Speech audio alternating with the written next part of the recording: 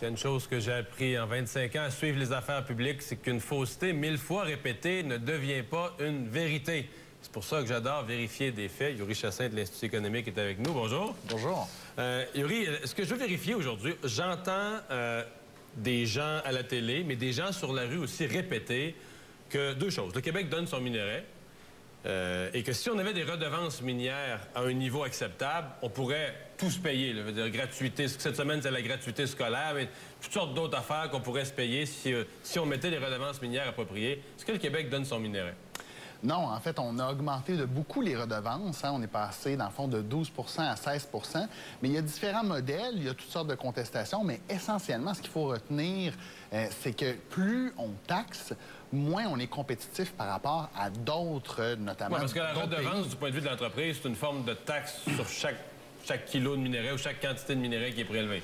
En fait, sur son profit. Sur son profit. C'est ça. Et il faut en prendre compte parce qu'évidemment, par exemple, en Australie, on a du minerai qui est très proche de la surface, en bonne concentration, donc on n'a pas besoin de le raffiner tant que ça pour l'obtenir. Au Québec, c'est plus difficile, il est plus profond, donc les coûts pour aller chercher sont plus élevés. D'où l'idée de vraiment spécifiquement là, garder en tête que c'est le profit. Pour tenir compte des coûts d'exploitation. Voilà, bon, on va retourner avec cette conférence de presse plus tôt dans la semaine. C'était 200 artistes et autres personnalités qui appuyaient les étudiants. Et on retourne à Dominique Champagne qui s'exprimait là-dessus. Si on exigeait, comme les Australiens le font, comme les sociétés scandinaves le font, une hausse, si on demandait par exemple 30 des redevances aux minières présentement, on arriverait annuellement à se donner comme société 2 fois le prix de la hausse. 2 fois les exigences. Essentiellement, ça serait comme doubler les... Ils sont à 16 à 30 on aurait doublé les redevances. Moi, j'entends ça, je peux pas faire autrement que de dire « Wow, minute, là, tu vas doubler les redevances. » Est-ce que toutes les minières continueraient à faire affaire au Québec? On peut-tu être sûr de ça?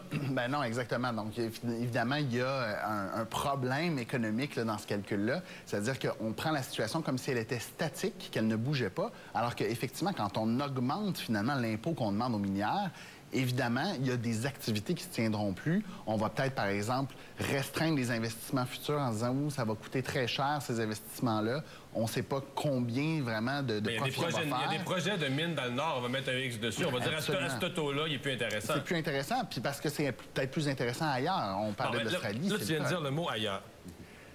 Dès qu'on parle de mines, j'entends des gens parler, j'ai toujours l'impression qu'on croit au Québec que le cuivre, les différentes choses qu'on a, différents minerais qu'on a, qu'on est les seuls au monde à en avoir. Donc, les compagnies chinoises ou autres, il faut qu'ils viennent au Québec, sont mal pris.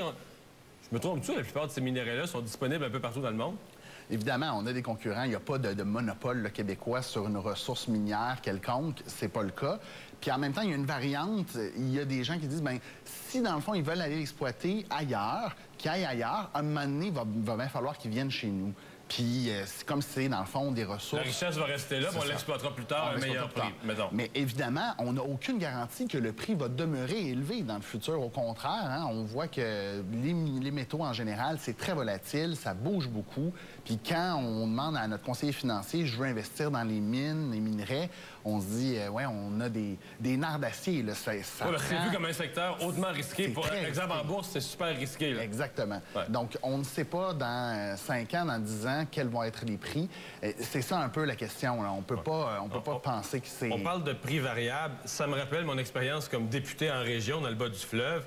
Moi, j'ai vécu ça à une époque où les maires des villages, les gens disaient « Ah, on donne notre bois, les redevances forestières, les droits de coupe sont pas assez élevés.